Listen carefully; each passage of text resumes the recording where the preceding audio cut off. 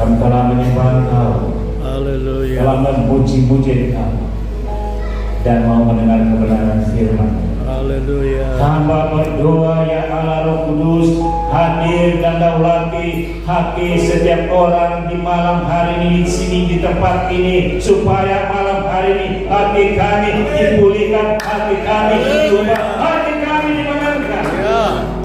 Amin. Tuhan Kristus Ya Yesus. berbicara kepada kami semua. Kami mau setia dan taat mendengar kebenaran firman. Amin. Amin. Ya. Di dalam nama Yesus, sumber dari kasih itu, kami berdoa dan mengucap syukur. Yang percaya katakan Amin. Selamat dulu. Halo, Shalom. Bapak Ibu sekalian, mari kita buka kitab Surat Rasul Paulus kepada jemaat di Kolose. Kolose pasal 3 ayat 14. Kolose pasal 3 ayat 14 sesuai dengan tema Natal malam hari ini, kasih yang mempersatu. Amin. Kolose pasal 3 ayat 14. Kalau Bapak dan Ibu sudah dapat, dengan kerendahan hati saya mohon berdiri. Kita akan baca firman Tuhan ini dengan suara yang keras. Ini menghormati firman Tuhan berdiri. 1, 2, 3. Dan di atas semuanya itu, gunakanlah kasih sebagai pengikat yang mempersatukan dan menyempurnakan. Yang percaya katakan amin. Silakan dulu. Bapak Ibu sekalian, tema Natal Gereja Kalvari Pentakosta di Indonesia sepanjang bulan Desember ini, tanggal 1 sampai dengan tanggal 31, adalah kasih yang mempersatukan. Amin. Sebelum saya khotbah, yang punya handphone coba zoom, jangan ke saya zoomnya, zoom di mana? Tolong di zoom, terus pasang status semuanya, biar malam hari ini Indonesia tahu, Amin. Halmahera Barat tahu, semua tahu kasih itu yang mempersatukan kita. Amin. Coba dulu, jangan ke saya. Terima kasih. Ini siaran kita untuk semua orang. Amin. Jom. Terus pasang status. Silakan Anda tulis di bawah apa saja, asal jangan maki-maki orang. Jom dulu. Mengapa ini perlu? Karena kasih itu adalah pikirannya Tuhan. Amin. Karena kasih itu adalah hatinya Tuhan. Amin. Karena kasih itu adalah cara Tuhan untuk menyelesaikan dunia ini. Amin. Kolose 3 ayat 14, Paulus menyampaikan itu kepada orang-orang percaya, kepada gereja mula-mula di Kolose, supaya mereka hidup di dalam kasih, karena hanya kasih itulah yang bisa menyelesaikan perpecahan gereja di Kolose. Kasih yang dimaksud oleh Paulus adalah kasihnya Allah, Amin. kasihnya Tuhan, kasih Allah yang mempersatukan, kasih Allah yang menyempurnakan. Ada apa di Kolose sebenarnya? Kolose itu sekarang itu di Turki. Sekarang coba cek Google-nya. Paulus membuat pernyataan yang isinya ajakan, mengajak, memperingatkan supaya jemaat Kolose itu hidup di dalam kasih. Amin. Ya. Natal itu adalah cara Allah menyelesaikan tata kelola dunia yang hancur dengan kasih. Amin. Jadi kalau rayakan Natal itu sebenarnya intinya Allah datang mau berbicara dengan Bapa dan Ibu dan saya. Ya. Kalau ada persoalan dalam keluarga, kalau ada persoalan dalam rumah tangga, persoalan dalam bisnismu, persoalan dalam karirmu, miliki karakter Allah Amin. dengan kasih, Ya. pasti ada jalan keluar. Amin. Ya. Tapi kalau emosi, marah-marah, dendam, dengki, tambah menyala, tidak ada jalan keluar. Saudara, Kolose adalah kota kecil yang modern. Di sana gereja mula-mula bertumbuh. Di sana banyak hamba-hamba Tuhan yang menginjil. Tapi kemudian jemaat ini diambang kehancuran karena perpecahan akibat ajaran-ajaran yang tidak sesuai dengan ajaran prinsip dasar Alkitab.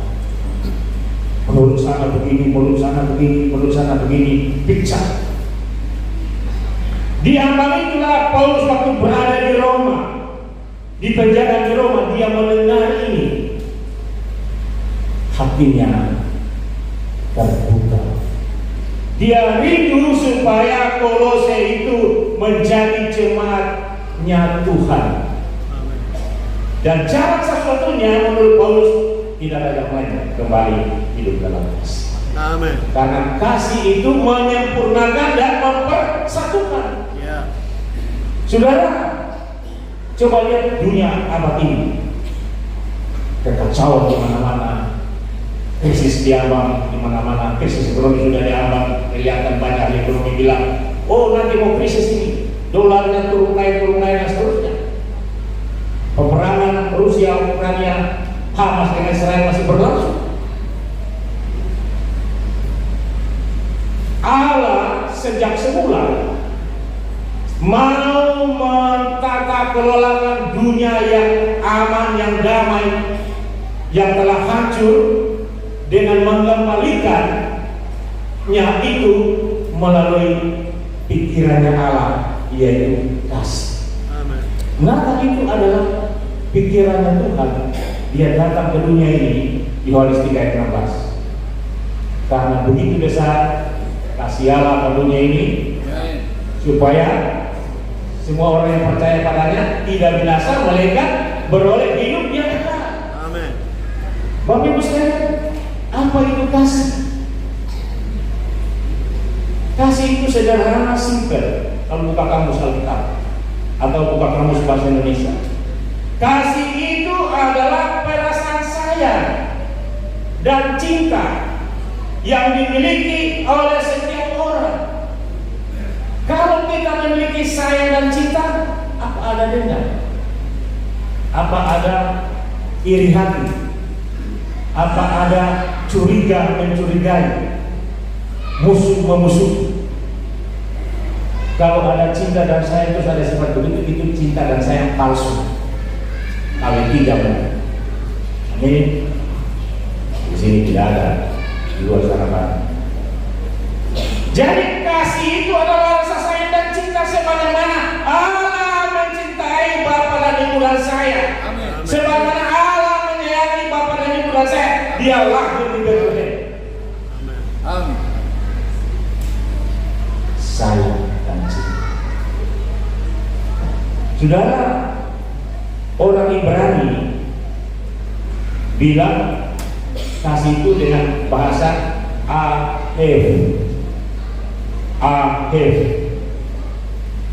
yang punya artinya amat luas, termasuk mengasihi, menyayangi, orang lain dalam persahabatan. Tetangga kita sayang, kenalan kita sayang, keluarga kita sayang, kita sayangi.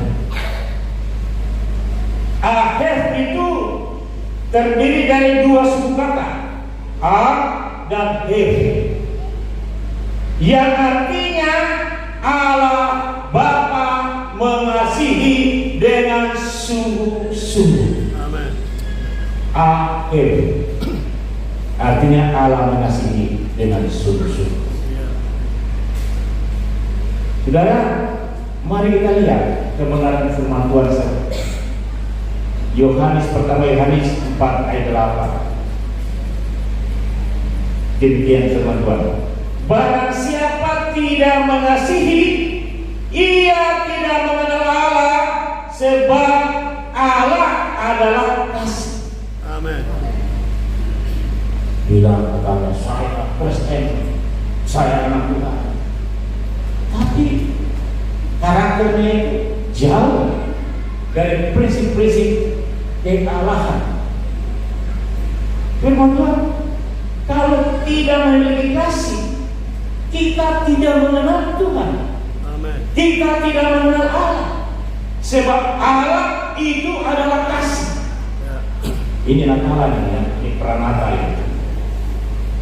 Pasti masing-masing dengan segala kebutuhan, dengan segala problema, dengan segala macam rencana, itu semuanya bagus. Tapi ingat, jangan sekali-kali karena kebutuhan-kebutuhan itu kita melupakan karakter Allah, yakni kasih yang sesungguhnya. Ya. Kadang-kadang berantem itu karena kita kebagian merata dan sebagainya. Saudara, mari kita rayakan Natal ini dengan hati yang berubah, dengan hati yang baru, hati yang mengasihi. Amin. Bapak Ibu sekalian, Yohanes 13 ayat 34 firman Tuhan demikian. Aku memberitakan perintah baru kepadamu, yaitu supaya kamu saling mengasihi, sama seperti aku telah mengasihi kamu, demikian pula kamu harus mengasihi. Dengan demikian semua orang akan tahu bahwa kamu adalah murid-muridku, yaitu kalau kamu saling mengasihi. Amin. Ya. Orang akan tahu kita adalah anak-anak Tuhan, kita adalah murid-murid Tuhan apabila kita saling mengasihi. Ya. Amin. Kasih itu jangan pura-pura, Ya. di muka bagus, di belakang kurang ajar. Kasih itu tulus, Ya. tanpa memperhitungkan untung dan rugi. Kasih. Ya. Sudah, aku memberikan perintah baru. Ini Tuhan yang bilang. Ya. Tuhan Yesus yang bilang, bukan saya. Aku memberikan perintah baru kepada kamu, yaitu supaya kamu saling mengasihi seperti aku telah mengasihi kamu. Amin. Amin. Dengan demikian semua orang akan tahu, dunia akan tahu, Indonesia akan tahu, Maluku akan tahu, Maluku Utara akan tahu, Halmahera Barat akan tahu bahwa kita adalah murid-murid Kristus. Amin. Amin. Berikan kemuliaan kepada Tuhan.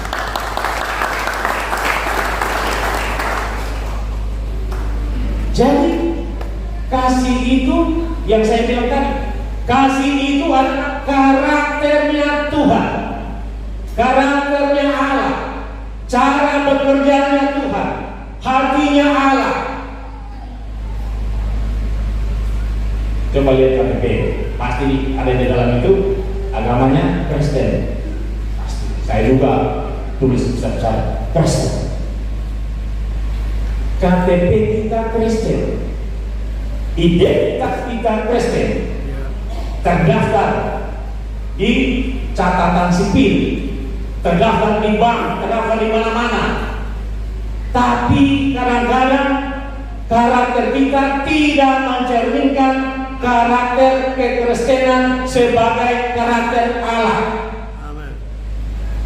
Makanya konflik kadang-kadang terjadi, sengketa terjadi yang susah diselesaikan karena mempertahankan jati diri yang bukan jati dirinya Allah.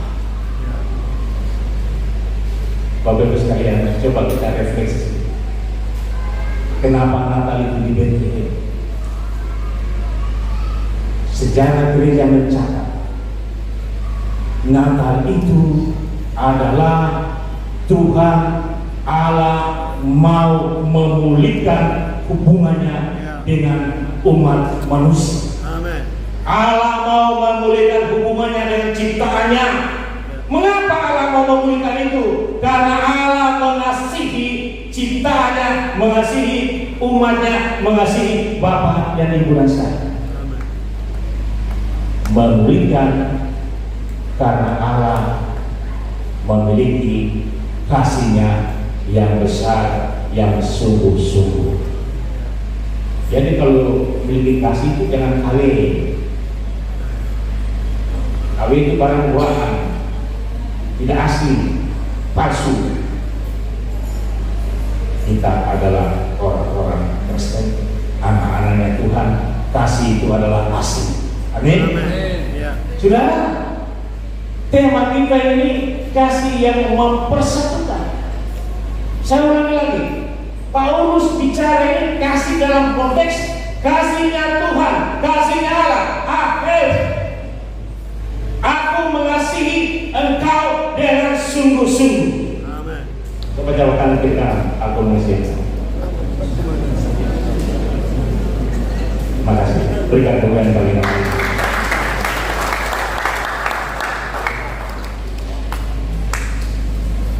Bahkan kasih ini 2000 tahun yang lalu dideklarasikan, diproklamasikan sebagai hukum yang tertinggi yang harus dipatuhi, yang harus semuanya tunduk pada hukum itu. Amen.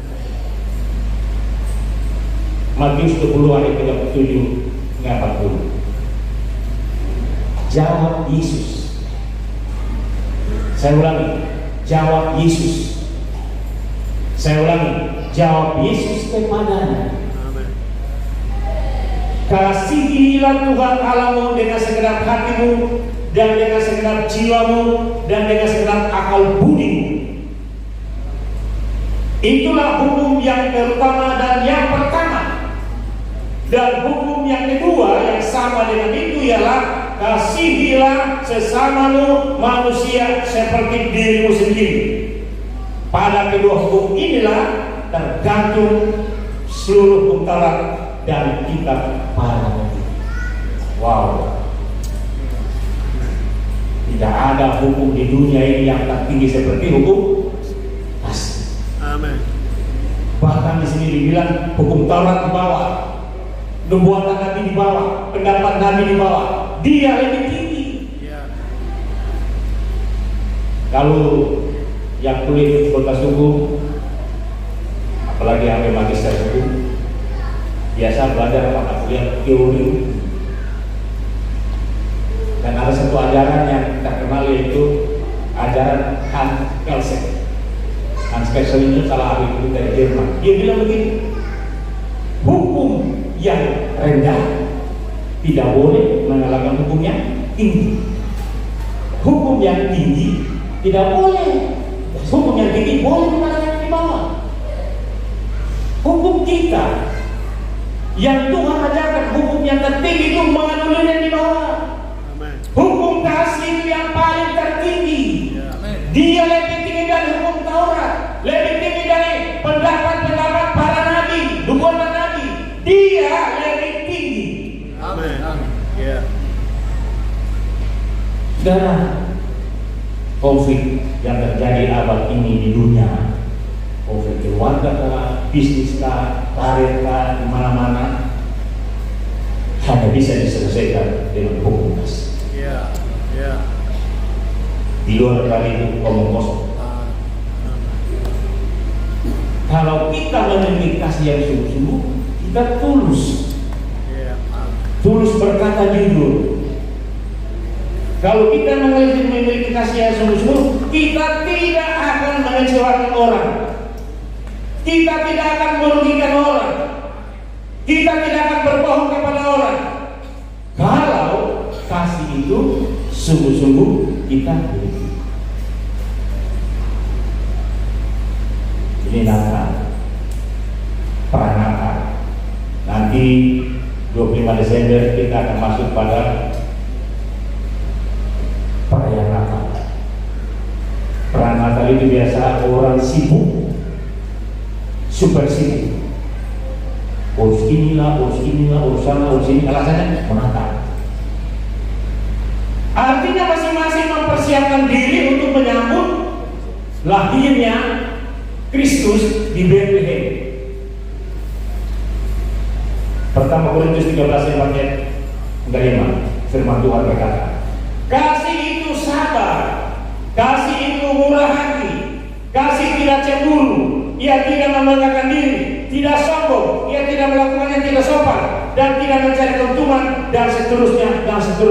Ada 14 karakter atau ciri khas orang hidup dalam kasih. 14 poin. Satu itu tadi, sabar. Belum terima gaji, sabar. Belum beli baju baru, sabar. Sabar. Jangan berontak. Jangan 14 yang kita lakukan. Saya minta satu saja yang kita lakukan ini. Coba. Kalau 14 mungkin banyak. Satu saja, sabar. Hidup dalam kesabaran, hidup dalam penantian. Tidak akan terjadi konflik. Saya yakin itu.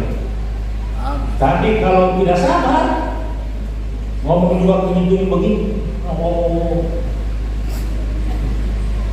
pasti jadi konflik.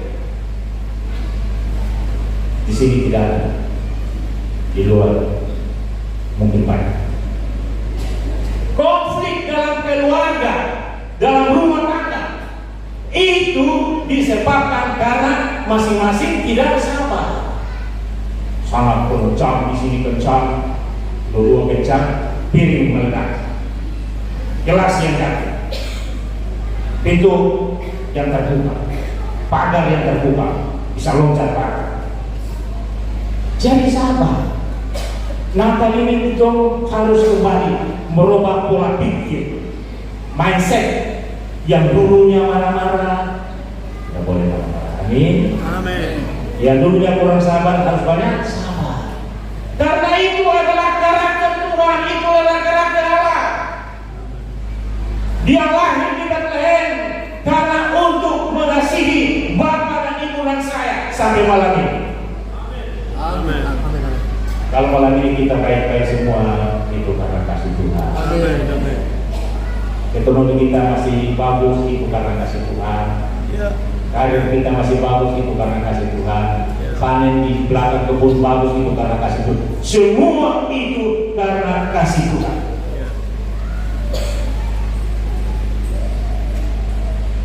Saudara, yang berikut saya mau sampaikan firman Tuhan yang sangat penting. Pertama Korintus 13 ayat 1 dan 2. Sekalipun aku dapat berkata-kata dengan semua bahasa manusia dan bahasa malaikat, tetapi jika aku tidak mempunyai kasih, aku sama dengan gong yang berkumandang dan canang yang gemericik. Sekalipun aku mempunyai karunia untuk berbuat dan aku mengetahui segala rahasia dan memiliki seluruh pengetahuan, sekalipun aku memiliki iman yang sempurna untuk memindahkan gunung, tapi jika aku tidak mempunyai kasih, aku sama sekali tidak berguna. Saya ulangi lagi, pangkat kita boleh tinggi, jabatan kita boleh tinggi, ibadah kita boleh bagus, doa kita syafaat boleh bagus, penyembahan boleh bagus, pujian boleh bagus, ekonomi boleh bagus, semuanya boleh bagus. Tapi kalau kita tidak punya kasih, firman Tuhan bilang percuma. Karena Allah tidak melihat itu. Allah lihat hatimu, pikiranmu. Apakah engkau hidup sungguh-sungguh mengasihi atau tidak? Kasih, hubung kasih itu dua, vertikal dan horizontal. Mengasihi Tuhan sungguh-sungguh dan mengasihi sesama. Jangan ada dusta di antara kita. Ketulusan itu penting. Sebab apa? Semua itu sia-sia. Semua itu tidak berguna di hadapan Tuhan. Bapak Ibu sekalian, kata kasih, akhir dalam Alkitab itu diucapkan ya sebanyak 492 kali. Ditanya ini, dapat dari mana ini? Saya baca banyak buku tafsiran. Saya banyak buku referensi tentang teologi. 92 kata dalam perjanjian lama ditemukan 250 kali. Kemudian dalam perjanjian baru 242 kali, klop 492 kali diucapkan, dinarasikan baik oleh para nabi maupun Tuhan Allah berfirman, baik perkataan Yesus maupun para rasul. Itu berarti kasih itu penting untuk kita laksanakan. Kasih itu bukan hanya ucapan, bukan narasi, bukan status. Kasih itu adalah tindakan kita, karena kasih yang sungguh-sungguh itu kita lakukan sesuai dengan perintah Tuhan. Saudara, pertama Yohanes 4 ayat 7. Saudara-saudaraku yang terkasih, marilah kita saling mengasihi, sebab kasih itu berasal dari Allah, dan setiap orang yang mengasihi lahir dari Allah dan mengenal Allah. Coba perhatikan. Sebab kasih itu berasal dari Allah. Orang yang mengasihi lahir dari Allah dan mengenal Allah. Barang siapa tidak mengasihi, ia tidak mengenal Allah, sebab Allah adalah kasih. Saya catat di sini ada narasi, ada kalimat yang mengatakan setiap orang yang mengasihi lahir dari Allah dan mengenal Allah. Ingat baik-baik. Semua orang, Bapak dan Ibu dan saya yang mengasihi, kita lahir dari Allah. Amin. Kalau kita lahir dari Allah, kita adalah anak-anak Allah. Kalau kita anak-anak Allah, kita adalah ahli waris kerajaan Allah. Kalau kita ahli waris kerajaan Allah, kita berhak mewarisi kerajaan. Amin. Berikan kemuliaan. Kalau di kuliah di hukum tersebut ada hukum perdata, ada mata kuliah hukum waris. Itu bilang begini: apabila pewaris meninggal dunia, pewaris itu ayah dan bapak, maka harta itu jatuh kepada ahli waris. Siapa ahli waris? Ahli waris itu yang pertama anak-anaknya. Kalau anak-anak tidak ada, berarti saudara sangat ini berkata. Tapi yang utama adalah anak-anak. Saudara kita juga demikian. Tuhan sudah bilang, kalau kita adalah anak-anak Allah, kita adalah ahli waris kerajaan Allah. Kalau kita ahli waris kerajaan Allah, kita berhak mewarisi kerajaan Allah. Amin. Amin. Pastikan malam hari ini Bapak dan Ibu adalah anak-anak Allah. Amin. Pastikan. Sebab anak-anak Allah itulah yang berhak mewarisi kerajaan Allah. Dan anak-anak Allah karakternya satu adalah mengasihi, hidup di dalam kasih. Berikan kemuliaan bagi Allah. Yang berikut, Yohanes 4 ayat 20.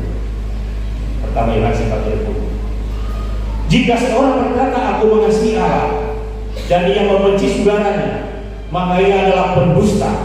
Karena barang siapa tidak mengasihi saudaranya yang dilihatnya, tidak mungkin mengasihi Allah yang tidak dilihatnya. Dan perintah ini kita terima dari Dia, barang siapa mengasihi Allah, ia harus juga mengasihi saudaranya. Amin. Saudara, saya mau bersaksi sih. Saya punya sopir yang setiap hari itu membawa saya pergi ke tujuan yang saya mau. Ya, setiap hari itu ada saja kesalahan yang dia buat. Tak pendalaman lah, tabrak sana, tabrak sini. Saya bilang, Mas, kamu ini gimana sih? Kok buat kesalahan terus?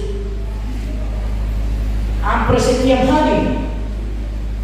Ya, setiap hari saya ngobrol sama dia. Tapi saya ingat oleh firman Tuhan. Berikan pengampunan berapa kali? 70 kali 70. Jadi, Mas, satu waktu saya ingin pecat. Tidak jadi juga. Karena kasih kita sesama manusia. Amin. Bapak-bapak dan Ibu, ini perlu. Barang siapa tidak mengasihi saudaranya, ia pendusta. Pangsoya. Ini bukan saya bilang, firman Tuhan. Ya. Setiap orang yang tidak mengasihi saudaranya, membenci saudaranya, tetangga mungkin, keluarga mungkin, dia sama seperti pendusta, pangsoya. Ya, ini benar. Kelihatan sepele, tapi sungguh-sungguh ini penting untuk kita hayati. Amin. Karena ini adalah karakternya Tuhan. Amin. Kasih itu adalah caranya Tuhan untuk bertemu dengan Bapak dan Ibu dan saya. Amin. Kasih itu adalah nata yang sesungguhnya. Ya. Bapak Ibu sekalian, kalau kita melihat ke belakang, coba lihat ke belakang, replay ke belakang sejarah gereja. Waktu Tuhan menciptakan dunia, Dia mendesain dengan konstruksi dan strukturnya yang bagus. Dengan mulai hari pertama, hari kedua, hari ketiga, hari keempat, hari keenam, Dia menciptakan manusia itu. Dan Dia bilang apa? Sungguh amat baik. Amin. Sebelum tidak ada bahasa itu. Baik. Hari pertama baik, hari kedua baik, ketiga baik, keempat baik, kelima baik, keenam. Dia bilang apa? Sungguh amat baik. Amin. Mengapa? Karena Dia menciptakan manusia, saudara dan saya itu, dengan hati yang sungguh-sungguh berdasarkan citra dan karakternya Dia. Apalagi Dia mentransfer kewenangannya supaya manusia itu berkuasa dan seterusnya. Jadilah manusia yang berkuasa. Saudara, singkat cerita kemudian jatuh dalam dosa. Tuhan bilang satu saja. Tuhan tidak minta 10. Dan sekian banyak yang ada di Taman Eden, Taman Firdaus, Tuhan bilang satu saja. Tuhan tidak bilang 2, 3, 4, dan 5 dan 6, 1. Kadang-kadang Tuhan minta dari kita juga begitu, satu saja. Dapat rezeki 1 juta, ingat Tuhan punya berapa persen? Berapa persen? 10%. Kasih, jangan tahan. Tuhan tidak bilang kasih 50%, tidak. Tuhan tidak bilang kasih 50%, 1/10. 1/10 saja. Tapi kadang-kadang kalau kita dapat berkat, dapat rezeki, pitir-pitir. Ini Natal ini. Prioritaskan kemudian semua belanja untuk Natal, lupa Tuhan. Saya selalu bilang kalau terima duit, ada yang warna merah, ada yang warna biru, ada yang warna hijau, ada yang warna belau. Yang warnanya sudah jelas. Lantas nimbang, kasih yang warna belau itu bukan bawa di gereja.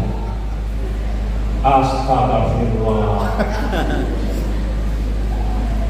Caramu seperti ini, engkau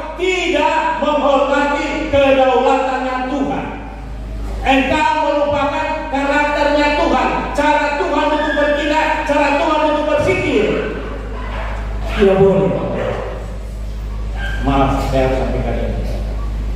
Amin. Karena ini banyak terjadi saat ini, lupa Tuhan. Kasih Tuhan yang terbaik. Kalau ada yang merah, kasih yang merah. Kalau tidak ada yang merah, ada yang biru, kasih yang biru. Kalau tidak ada yang biru, ada yang hijau, kasih yang hijau. Jangan kasih yang balau.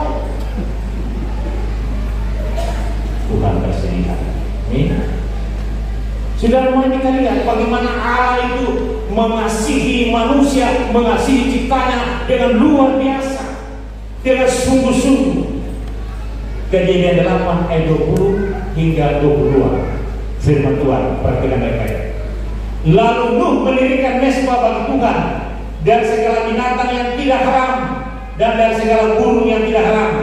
Diambilnya beberapa ekor, lalu ia mempersembahkan di mesbah itu.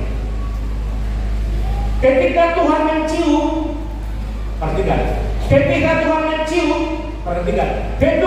Ketika Tuhan mencium persembahan yang harum itu, berfirmanlah Tuhan dalam hatinya, aku takkan mengutuk bumi ini lagi karena manusia, sekalipun yang ditimbulkan hatinya jahat dan sejak kecilnya, ya, aku takkan membinasakan lagi segala yang hidup seperti yang telah aku lakukan. Selama bumi masih ada, takkan berhenti-hentinya musim menabur dan menuai, dingin dan panas, kemarau dan seterusnya. Saudara, coba lihat. Tuhan sudah berfirman akan menghukum bumi, dunia, manusia. Peristiwa air panas seterusnya. Tetapi setelah air panas itu terjadi, apa terjadi? Nuh mempersembahkan korban bakaran untuk Tuhan.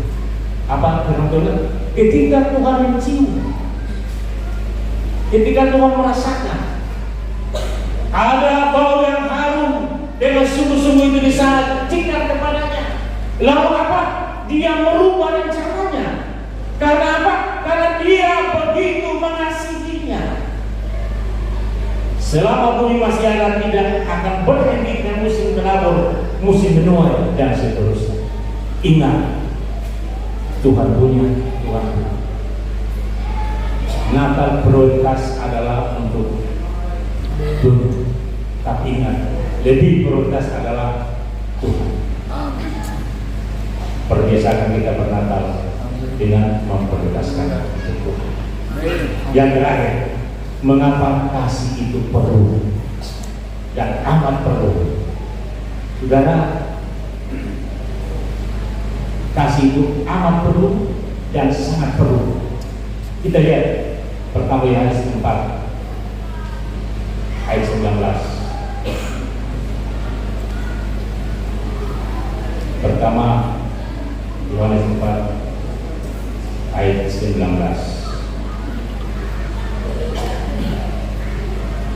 Demikian firman Tuhan.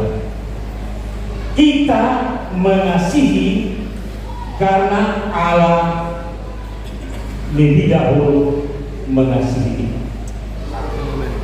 Ini prinsip. Kita mengasihi karena Tuhan sudah lebih dulu mengasihi kita. Amin. Amin. Kalau ini kita sehat, kalau ini kita baik-baik semua, itu karena kasihnya Tuhan. Ya, amin. Amin. Amin. Itu karena kasihnya Tuhan. Ya. Saudara, pertama Petrus 4 ayat 8. Firman Tuhan bilang begini. Tetapi yang terutama kasihi sungguh-sungguh seorang akan yang lain, sebab kasih menutupi banyak sekali dosa. Karena kasih itu menutupi banyak sekali dosa. Kita semua tidak ada yang sempurna. Manusia pasti punya kekurangan, kelemahan. Tapi ingat, kasih itu menutupi kekurangan dan kelemahan kita. Makanya dia lebih tinggi dari hukum Taurat. Dia lebih tinggi dari kitab para nabi. Ya, sudah.